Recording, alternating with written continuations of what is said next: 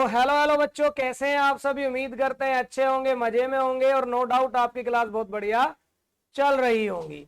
तो last class में हमने आपसे डिस्कस कर लिया था कौन से कॉन्सेप्ट के बारे में, बता दो जरा एक बार हमें। कौन सा कॉन्सेप्ट कर लिया था हमारा आपसे हो। तो जल्दी से बच्चों, कौन से क्वेश्चन का डिस्कशन हमारा आपके क्या था।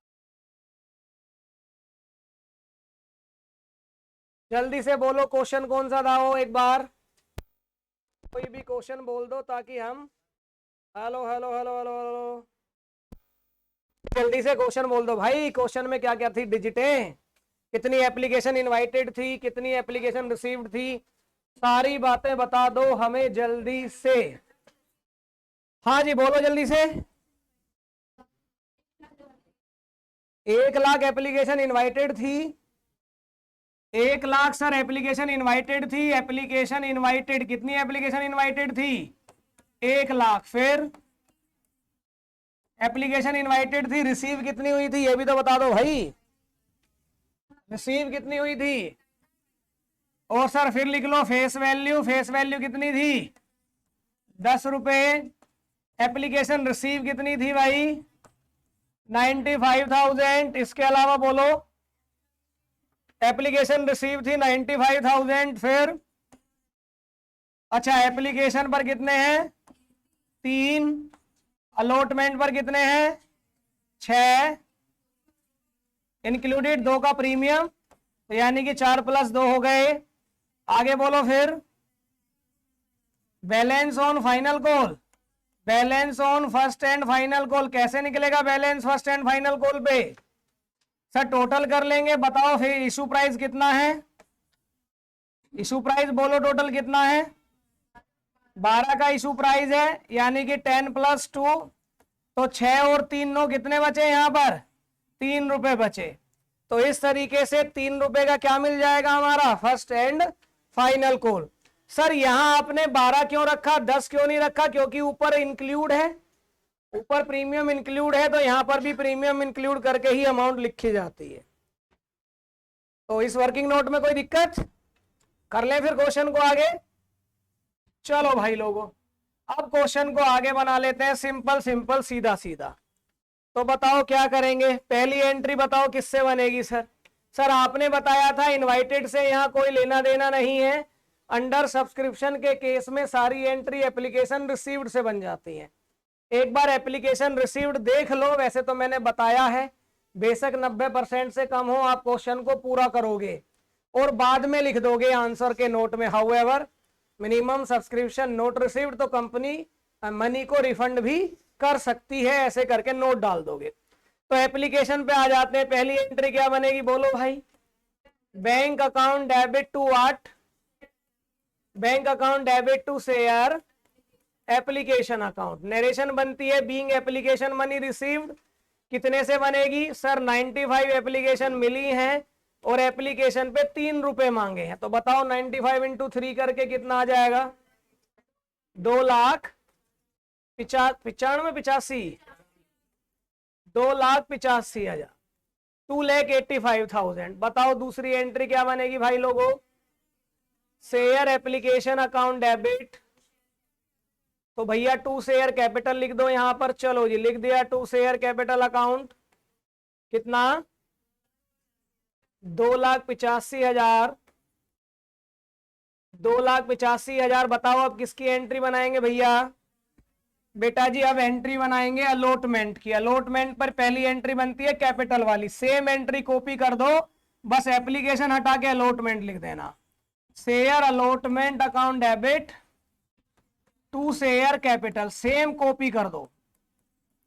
बस ये चेक कर लेना प्रीमियम तो नहीं है। अगर है तो प्रीमियम अलग से लिखना पड़ेगा, प्रीमियम भी है तो प्रीमियम दिखाना पड़ेगा। टू सिक्योरिटीज प्रीमियम अकाउंट, जिधर कैपिटल उधर प्रीमियम। कैपिटल क्रेडिट तो प्रीमियम क्रेडिट, कैपिटल डेबिट तो प्रीमियम डेबिट। सर क्या कैपिटल डेबिट भी हो सकती है? बात करेंगे फॉर फ्यूचर के टाइम पे, अभी कोई चर्चा नहीं। तो शेयर कैपिटल है, शेयर अलॉटमेंट अकाउंट डेबिट कितने की अलॉटमेंट है? 6 रुपीज की। टोटल अमाउंट यहां लिखते हैं तो 95 इंटू 6 कितना आ गया? 5,70,000, 5,70,000। और सर 95 इंटू 4 कैपिटल के सामने बोलो कितना आएगा? 3,80,000। और सर फिर क्या कर देंगे? 95 इंटू 2 से मल्टीप्लाई कर देंगे, कितना आएगा? 1,90,000। तो सर ये हमारी एंट्री बन गई अलॉटमेंट मनी के ड्यू होने की। और नरेशन में लिखेंगे हम भाई लोगों बीइंग अलॉटमेंट मनी ड्यू। चलो आगे बढ़ो। सर आगे क्या एंट्री बनाएंगे? बेटा जी अलॉटमेंट मिलने की एंट्री बनाएंगे। बैंक वाली कॉपी कर देंगे, बस एप्लीकेशन की जगह अलॉटमेंट लिख देंगे। Bank account debit to share, क्या? To share allotment account. केवल स्टार्टिंग की 2 एंट्री याद करनी है, बाकी तो कॉपी ही करना होता है, कुछ नया है नहीं। सर ये क्या बनाएंगे? सेम 5,70,000। सर जितने से ड्यू कर रहे हैं क्या उतने से ही हर बार एंट्री बनती रहेगी? बिल्कुल, जब तक कॉल्स इन एरियर्स नाम का शब्द ना आ जाए तब तक। तो कॉल्स इन एरियर्स भी आएगा? हाँ जी आएगा, उसके बारे में चर्चा करेंगे। अब जल्दी से बताओ फर्स्ट एंड फाइनल कॉल कितने की है? 3 रुपए की। फिर से वही वाली एंट्री कैपिटल वाली कॉपी कर दो। Share first and final call account debit. To में क्या लिख देंगे? To share capital account. Premium भी लिखना है क्या? सर प्रीमियम है ही नहीं, तो 95 इंटू 3 कितना? 2,85,000। सर यार हमने इनवाइट तो 1,00,000 किया था, आपने 1,00,000 का तो कुछ किया ही नहीं। अरे इनवाइट तो 1,00,000 किया था, पर 1,00,000 लोगों ने शेयर, 1,00,000 शेयर बिके तो नहीं। शेयर कितने ही इशू कर पाए? 95। तो जितने शेयर इशू हुए एंट्री उतने से बनेंगी, बाकी को हम क्या करेंगे? नॉन मॉनेटरी इग्नोर कर देंगे। सर आगे बढ़ो। तो क्या एंट्री बनाएंगे अब? क्या एंट्री बनाएंगे? बैंक अकाउंट डेबिट, क्या लिखेंगे बोलो? To share first and final call account. कितने से? सारे पैसे मिल गए सर, 2,85,000, 2,85,000 है ना। तो जब शेयर हमारा फुल्ली सब्सक्राइब्ड हो जाता है, इन दैट केस हम एंट्री चाहे एप्लीकेशन रिसीव्ड से बनाए चाहे इनवाइट से बनाए, दोनों एक ही होती हैं, है ना। दोनों में 1,00,000 ही लिख रहा है ना, किसी से बना दो। और सर जी जब मिनिमम सब्सक्रिप्शन का क्वेश्चन होता है तो फिर हम किससे बनाते हैं जर्नल एंट्री? हम एप्लीकेशन रिसीव से बनाते हैं। सर जब ओवर सब्सक्रिप्शन का क्वेश्चन होगा तब किससे बनाएंगे? उसकी चर्चा हम बाद में करेंगे, पहले हम उससे पहले डिस्कशन करना चाहते हैं अब आपके साथ concept of calls in arrears का, है ना। अब हम एक नया कॉन्सेप्ट इंट्रोड्यूस कर लेते हैं, ठीक। फिर धीरे धीरे पूरी कंप्लीट डिस्कशन आपसे कर लेंगे सारी बातों पे। तो अब हम बात कर रहे हैं आपसे कॉल्स इन एरियर्स के बारे में। ARREARS, arrears, calls in arrears. Sir अब इस वर्ड का मतलब क्या है? कॉल्स इन एरियर्स का मतलब, कॉल्स इन एरियर्स का मतलब है कि हमने किसी भी इंस्टॉलमेंट की अमाउंट ड्यू तो कर दी थी, लेकिन वो हमें क्या नहीं हुई? But not received. जैसे हमने अलॉटमेंट की अमाउंट ड्यू कर दी, यानी कि टाइम आ गया था अलॉटमेंट लेने का, हमने शेयर होल्डर से कहा अलॉटमेंट भेजो, पर वो अलॉटमेंट नहीं भेज पाए। तो मतलब पैसा देने का समय आ गया था और सामने वाला पैसा नहीं दे पाया, तो allotment due but not receive, या फिर बोलो first call due but not received, उसको हम बोलते हैं कॉल्स इन एरियर्स। हिंदी में इसको बोल देते हैं अवशिष्ट याचनाएं, यानी कि वो पैसा जो हमने मांगा था लेकिन हमें मिल नहीं पाया, उसको एरियर्स बोल देते हैं। अरे हाँ या ना, बताओ कोई दिक्कत इस बात में? चलो कोई समस्या इस बात में? नहीं, चलो जी। तो मान लो जैसे मैं आपसे एक बात करने लग जाऊं, इधर ध्यान दें, अगर मैं आपसे ये कहने लग जाऊं कि अब मुझे आपसे ये पूछना है कि बताओ कॉल्स इन एरियर्स का इफेक्ट कहां पर आएगा, तो कॉमन सेंस लगाओ। किसी भी इंस्टॉलमेंट की 2 एंट्री बनती हैं, एक कैपिटल वाली और एक बैंक वाली। तो इसमें से मुझे कहां पर कॉल्स इन एरियर्स का इफेक्ट दिखाना चाहिए? मुझे कहां जाकर पता चलेगा कि कोल्सिन एरियर्स का पैसा मुझे नहीं मिला है, तो सर जी ड्यू वाली एंट्री तो शेयर कैपिटल वाली होती है, वहां तक तो मुझे पता ही नहीं है पैसा मिलेगा या नहीं मिलेगा। Let's take an example, sir ji आप हमें अब मैसेज कर रहे हो फीस जमा कर दो, ठीक, सभी बच्चों को आप मैसेज भेजते हो कि फीस जमा कर दो, तो क्या मुझे पता है तुम में से कौन बालक फीस देगा या नहीं देगा? नहीं पता। मैं तो मैसेज किस पे भेज देता हूं, सभी लोगों पर मैसेज भेज देता हूं कि भाई अपनी फीस जमा कर दो, है ना, तो ये मैसेज मेरी तरफ से चला जाता है। इसका मतलब कोल्सिन एरियर्स का ड्यू के टाइम पे कोई इंफॉर्मेशन नहीं रहता है। तो पता कब चलेगा?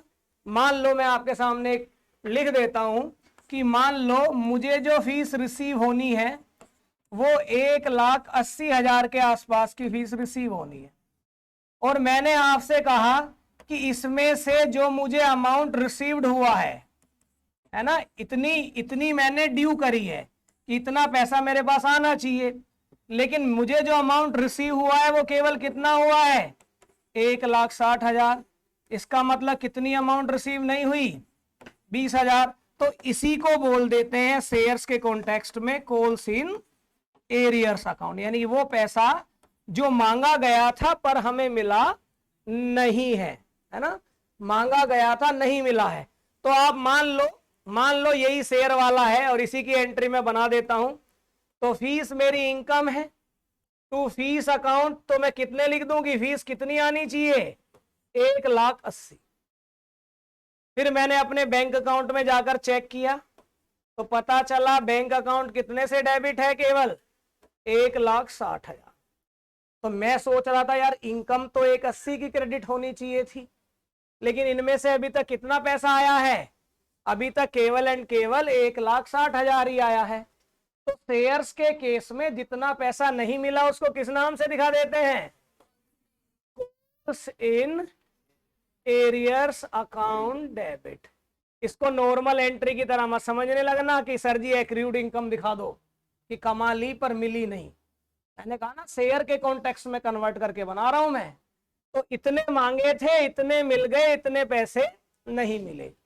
तो इसका मतलब मैं आपको इनडायरेक्टली ये कह रहा हूं कि एरियर्स के बारे में जानकारी हमें कौन सी वाली एंट्री पे मिलती है? बैंक वाली एंट्री पे।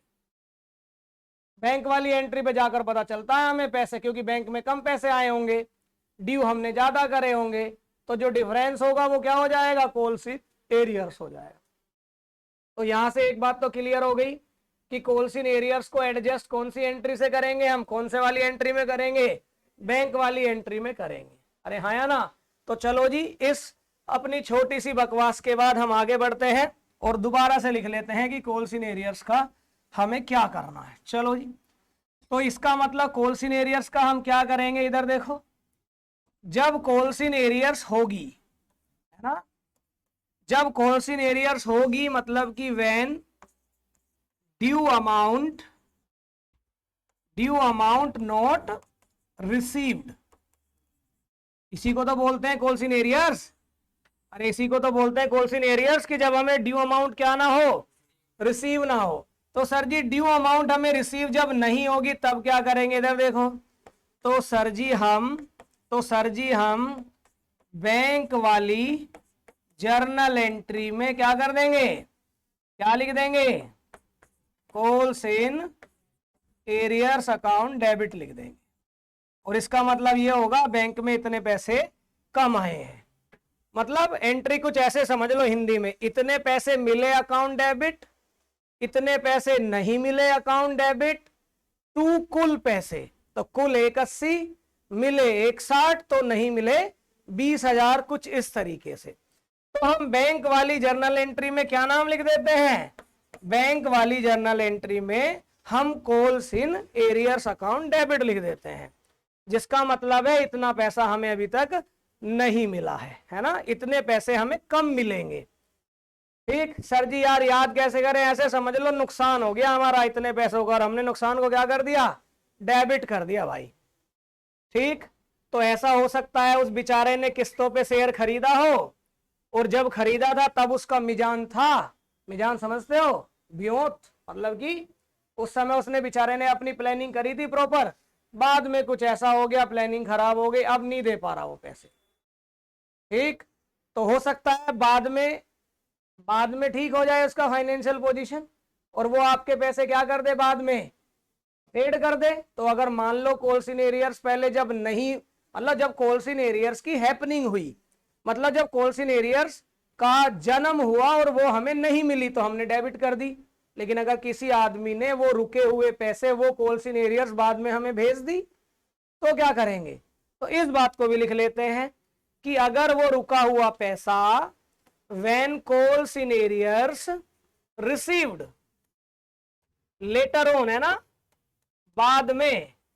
अगर बाद में, सर बाद में का क्या मतलब है? जैसे मान लो अलॉटमेंट पे एरियर्स हो गई तो उस आदमी ने वो अलॉटमेंट का एरियर्स कहां भेज दिया? फर्स्ट कॉल पर भेज दिया। माइट भी पॉसिबल वो कह रहा है बाद में दे देंगे यार, तो फर्स्ट कॉल पे भेज सकता है। हो सकता है उसने अलॉटमेंट भी ना दी हो, फर्स्ट कॉल भी ना दी हो, और सेकंड कॉल पे उसने अपना एरियर्स फर्स्ट कॉल का भी भेज दे और सेकंड कॉल का भी भेज दे। उसी को बोलते हैं बाद में रिसीव हो जाना। ऐसे बहुत कम क्वेश्चन हैं किताबों के अंदर जिनमें कॉल्स इन एरियर्स मिल जाए बाद में, लेकिन सीबीएसई पिछले 1-2 बार से अपने सैंपल पेपर में इसको हाईलाइट कर रहा है। तो जब अगर ऐसी बातें हाईलाइट होने लगे तो कभी भी धमक सकती है पेपर में, है ना, फिर हमें उस पर प्रैक्टिस कर लेनी चाहिए। तो भैया बता दो यहाँ क्या करेंगे? सेम है बेटा, यहाँ पर भी बताओ कहाँ इफेक्ट ले जाओगे? सेम।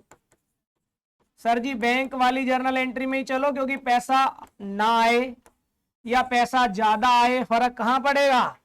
बैंक वाली एंट्री में ही पड़ेगा। तो सर जी बैंक वाली जर्नल एंट्री में कौन सी साइड लिख देंगे? क्रेडिट साइड लिख देंगे। आप किस नाम से? To calls in arrears account. यार भैया इसका मतलब क्या है यार? बैंक वाली एंट्री में क्रेडिट साइड में लिख देंगे टू कॉल्स इन एरियर्स।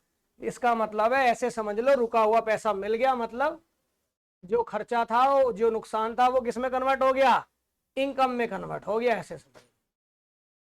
ठीक। वैसे इसका मीनिंग तो ये है कि जब पैसा नहीं मिला था तो हमने कॉल्स इन एरियर्स अकाउंट को डेबिट किया था, जिसका मीनिंग होता है कॉल्स इन एरियर्स अकाउंट का ओपन हो जाना।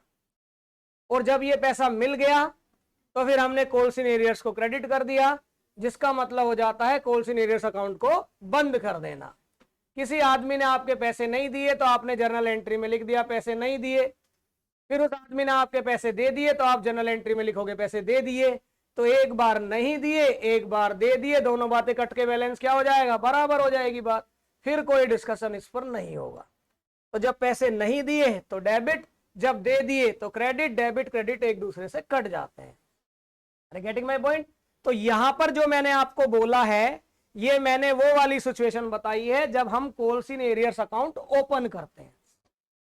दो तरीके से हम जर्नल एंट्री बनाते हैं, जब हमें calls in arrears account open करना हो और जब हमें calls in arrears account open ना करना हो। आज तक पेपर में ये क्वेश्चन नहीं आया कि calls in arrears account open नहीं करना है, लेकिन ये क्वेश्चन जरूर आया है जिसमें वो ये स्पेशल मांग करता है कि कॉल्स इन एरियर्स अकाउंट को ओपन करके ही एंट्री बनानी है। और हम पहले से ही क्या कर रहे हैं, जब हम ये बोल रहे हैं ना कि बैंक वाली एंट्री में कॉल्स इन एरियर्स को डेबिट कर दो, हमारा मतलब ही ये है कि कॉल्स इन एरियर्स अकाउंट को क्या कर लो? ओपन कर लो। कॉल्स इन एरियर्स अकाउंट को क्या कर लो? ओपन कर लो। क्या कर लें? कॉल्स इन एरियर्स अकाउंट को ओपन कर लें। नींद आ रही है? हाँ लग तो रहा हल्का हल्का। सिद्धार्थ को आ रही है? बेटा आपस में ऐसे ही लगे रहते तुम। कल घर से फोन आया था हमारे पास कि बालक घर पे तो पढ़ता नहीं है मास्टर, तू क्या पढ़ाता है ये हमें पता नहीं। घर तो पढ़ नहीं रहा है। एक इसका सीधा सीधा प्रश्न चिन्ह हमारे ऊपर है, क्वेश्चन मार्क हमारे ऊपर लग रहा है। और आप यहाँ पढ़ रहे हो, सही पढ़ रहे हो, आप घर मतलब यहाँ तक ठीक है, जब चीजें आगे बढ़ेंगी तो आगे की चीजें आप जवाब दे रहे हो, यानी आगे का तो याद है, पर जो पीछे का हो गया है उसकी जिम्मेदारी आपकी बनती है। और वो जिम्मेदारी आप पूरी करते हो रिवीजन से, कि आप समय समय पर अपना रिवीजन करते रहो, वरना आगे का सीखते रहोगे, पीछे वाला भूलते रहोगे। ठीक। तो ये घर वालों को कहने का मौका ना दो, अगर उन्हें लग रहा पढ़ नहीं रहा तो वो सही कह रहे हैं, फिर आप धीरे धीरे मामला आपका बिल्कुल खराब हो जाएगा। इसलिए एक दूसरे पे टोंटबाजी में फिर इन चीजों की आदत पड़ जाती है, फिर तू पढ़ेगा नहीं, फिर तू यही ढूंढेगा मैं कहाँ मौका बनाऊं और इसको बोलूं, फिर दिमाग वहीं स्पेस कवर कर लेगी मेमोरी, क्योंकि फिर आदमी सोचता है ना मौका कहाँ बनेगा, फिर वो इस तरीके का माहौल बनाता है, फिर मौका बनाता है, फिर वो टोंट करता है। तो इस प्रोसेस में बहुत समय लग जाता है, तो इसको छोड़ो ना। चलो जी, अब सर जी देखो, आप हमें एक क्वेश्चन दे दो, और क्वेश्चन में ना केवल मैं 20 से क्वेश्चन निकाल रहा हूं और आपसे कह रहा हूं एंट्री बना के दिखाना, रेलिवेंट एंट्री बनाएंगे।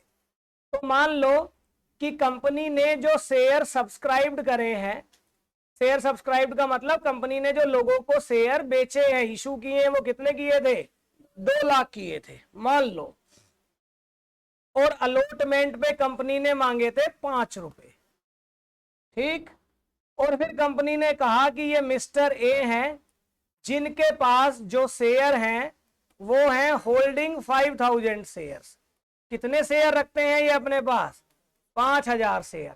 वैसे तो टोटल कितने शेयर बेचे हैं? 2 लाख। कह रहा इन 2 लाख में से ये कोई मिस्टर ए हैं जो 5000 शेयर रखकर बैठे हैं।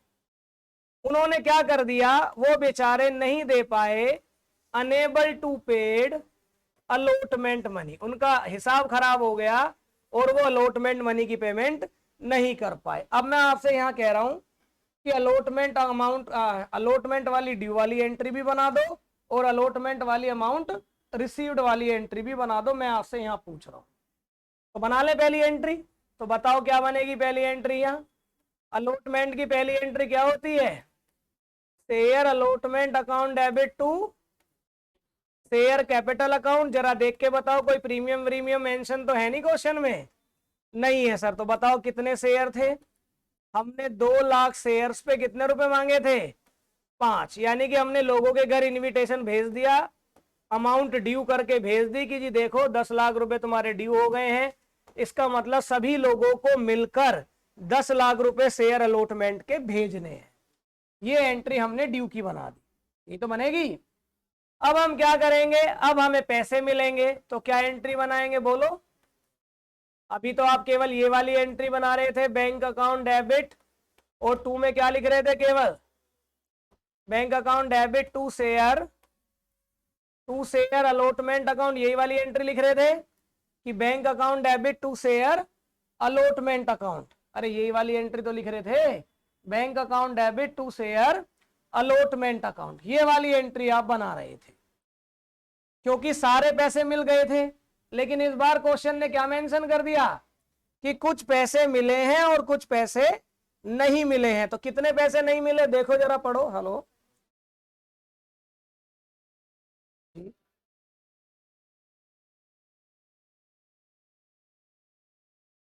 ठीक, हाँ जी बोलो जल्दी से। शेयर अलॉटमेंट अकाउंट, तो क्या कुछ ऐसे हैं जिन लोगों ने पैसे नहीं दिए? ऐसे समझो, बैंक अकाउंट का मतलब इतने पैसे मिल गए टोटल इतने में से। तो क्या ऐसा भी कुछ है कि इतने पैसे मिल गए और इतने पैसे नहीं मिले? क्या ऐसा भी मेंशन है क्वेश्चन में? हाँ, कह तो रहा है ये कोई मिस्टर ए है, 5000 शेयर है, कह रहा हम नहीं दे पाएंगे तुम्हारे पैसे। तो जितने मिल गए वो बैंक के सामने, और जितने नहीं मिले वो किसके सामने? सर उनको लिख लो calls in arrears account debit. मिल गए तो बैंक अकाउंट डेबिट, नहीं मिले तो calls in arrears account debit, और total to share allotment account. तो टोटल तो हम जानते हैं कितने पैसे चाहिए थे यार भैया, टोटल तो 10 लाख रुपए चाहिए थे। टोटल कितने चाहिए थे? 10 लाख रुपए चाहिए थे। उनमें से कॉल्स इन एरियर्स कितने नहीं मिले? तो सर जी कह रहा है 5000 शेयर्स पे वो पैसे नहीं दे पाएंगे। मिस्टर ए कह रहे हैं हमारे पास 5000 शेयर है और हम तो नहीं दे पाएंगे तुम्हारे पैसे। तो 5000 शेयर पे कितने पैसे मांग रहे हैं हम इनसे? एक अलॉटमेंट के 5 रुपए हैं और इन पे 5000 शेयर्स हैं। तो यानी कि 5000 इंटू 5 कितने पैसे नहीं दे पाएंगे? 25,000 रुपए। तो क्या आपको पता चल जाएगा कितने मिलेंगे? यानी कि 10 लाख में से 25 नहीं मिलेंगे तो कितने मिलेंगे? केवल 9,75,000। पेपर में ऐसा एमसीक्यू आ सकता है और घुमा फिरा के सिचुएशन देगा और पूछेगा बताओ अलॉटमेंट में बैंक में कितने पैसे आएंगे। तो क्या आंसर करोगे? अलॉटमेंट में बैंक में कितने आएंगे? 9,75,000 रुपीज आ जाएंगे। कैसे पता चला? पहले हमने ये लिखा कितने चाहिए, फिर हमने ये लिखा कितने नहीं मिले, फिर हमने माइनस करके ये लिख दिया कि तो कितने मिल गए। तो 10 लाख में से 25 नहीं मिले तो ऑब्वियस है कितने मिल गए होंगे? Balance amount, and balance amount is 9,75,000। बताओ इस बात में कोई दिक्कत? और हमने ये जो लिखा है calls in arrears account debit, इसको बोलते हैं जब कॉल्स इन एरियर्स अकाउंट को क्या करना हो, ओपन करना हो।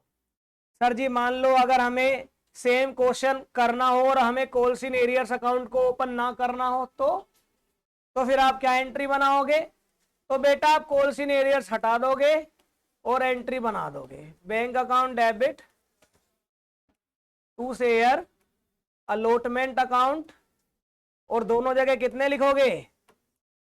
9,75,000, 9,75,000।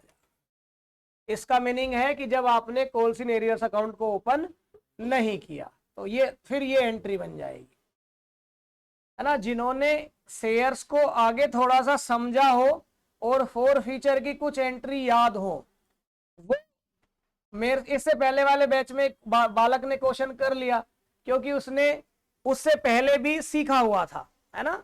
उसने इससे पहले भी मान लो मेरे से ही सीखा हुआ था, तो उसने कहा यार सर आपने अब ये वाली बात बता दी। मैंने कहा हाँ। कह रहा अब मैं थोड़ा कंफ्यूज हूं, जब हम calls in arrears account open नहीं करते तो अब शेयर अलॉटमेंट अकाउंट क्लोज नहीं हो पाया, शेयर अलॉटमेंट अकाउंट क्लोज नहीं हो पाया। मैंने कहा बेटा कैसे क्लोज नहीं हो पाया? कह रहा देखो आपने शेयर अलॉटमेंट डेबिट कितने से किया था? 10 लाख से। मैंने कहा हाँ भाई। कह रहा भैया यार देखो आपने शेयर अलॉटमेंट को क्रेडिट कितने से किया है? 9,75,000 से। तो भैया यार ये तो कितने का बैलेंस बचा रह जाएगा इसमें हमेशा? तो शेयर अलॉटमेंट अकाउंट 25,000 से बचा रह जाएगा, तो वो 25,000 यही तो बताएंगे कि ये पैसे हमें नहीं मिले, ये वही डिफरेंस है, हाँ या ना। वो कह रहा लेकिन ये बात तो ठीक है, पर ये अकाउंट अब बंद कैसे होगा? तो बंद ऐसे होगा, एक वर्ड और है, अभी हम सिखा नहीं रहे उसके बारे में, बस सुन लो। एक शब्द और है जिसको बोलते हैं फोर फीचर, FORFITURE। समझ रहा, चमक रहा पूरा पूरा, फोर फीचर। ठीक, तो एक शब्द है फोर फीचर, FORFITURE लिख रहा है, फोर फीचर। इसमें हम क्या करते हैं? इसमें हम ये वाली एंट्री बनाते हैं, शेयर कैपिटल अकाउंट डेबिट, फिर एक हम लिखते हैं to share forfeiture account, है ना, और फिर हम यहां लिखते हैं टू शेयर अलॉटमेंट अकाउंट। जैसे ही मैं यहां 25,000 लिखूंगा, अब देखो बैलेंस हुआ या नहीं हुआ? हुआ बैलेंस या नहीं हुआ? है ना। तो सर जी हम क्या लिख देते हैं जब फोर फीचर की एंट्री बनाते हैं? शेयर फोर फीचर, जब हम शेयर को फोर फीचर कर लेते हैं और उससे पहले हमने calls in arrears account open ना किया हो, तो फिर हम क्या लिख देते हैं यहाँ पर? टू शेयर अलॉटमेंट अकाउंट लिख देते हैं। अरे हाँ या ना। अब आप मेरे से एक क्वेश्चन और पूछ सकते हो कि यार भैया अगर हमने कॉल्स इन एरियर्स अकाउंट खोला हो पहले, अगर हमने पहले क्या खोला हो? To calls in arrears account खोला हो, तो फिर आप इसकी जगह यहाँ क्या लिखेंगे? फिर आप लिखेंगे to calls in arrears account, है ना। वैसे तो आप कभी कभी कंफ्यूज हो जाते हो यार, कहीं किसी क्वेश्चन में बुक में टू कॉल्स इन एरियर्स लिखा हुआ है, कहीं कहीं टू शेयर अलॉटमेंट लिखा हुआ है, तो वो डिफरेंस इसीलिए दिखता है। सर हम कैसे करेंगे? हम तो calls in arrears account open करेंगे, हम तो क्या करेंगे? Calls in arrears account open करेंगे सीधा सीधा सा। अरे हाँ या ना, बोलो जल्दी से, कोई दिक्कत, कोई समस्या नहीं? सर जी ये बात हमारी समझ में नहीं आई, तो बेटा जब हम शेयर फोर फीचर सीखेंगे तब ये बात तुम्हारी समझ में दोबारा आ जाएगी, अभी समझने की जरूरत भी नहीं है, बस दिमाग में थोड़ी थोड़ी बात आ जानी चाहिए। ठीक, अब मैं आपको दूसरी बात बोलता हूं। सर मान लो किसी शेयर होल्डर ने हमें अलॉटमेंट मनी नहीं दी और क्वेश्चन में दे रखा है कि हमारी अलॉटमेंट 5 रुपए की है और हमारी फर्स्ट कॉल 3 रुपए की है, और ये कोई मिस्टर ए है, इन मिस्टर ए के पास 10,000 शेयर्स थे और क्वेश्चन में लिखा हुआ है अनेबल टू पेड, क्वेश्चन में लिखा हुआ है unable to paid allotment money, कि इन्होंने अलॉटमेंट मनी नहीं दी, केवल ये लिखा हुआ है क्वेश्चन में।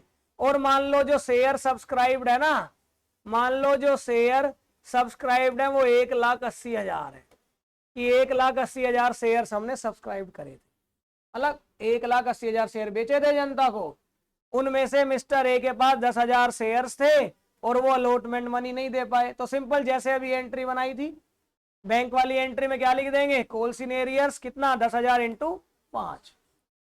फिर आप फर्स्ट कॉल वाली मनी को ड्यू करोगे, फिर फर्स्ट कॉल वाली मनी की भी रिसीव यानी कि बैंक वाली एंट्री बनाओगे, तो उसको कैसे बनाना है।